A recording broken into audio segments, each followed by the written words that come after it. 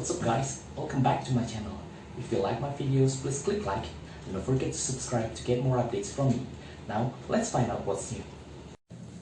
Not all people know how to make a soil mixture for planting their ornamental plants. In this 1-minute gardening, we are going to learn different kinds of media that can be used or mixed together for planting cactus and succulent.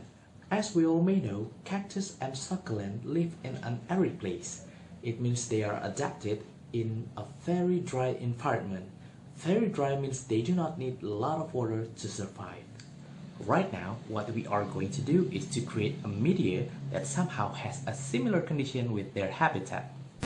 Shall we begin?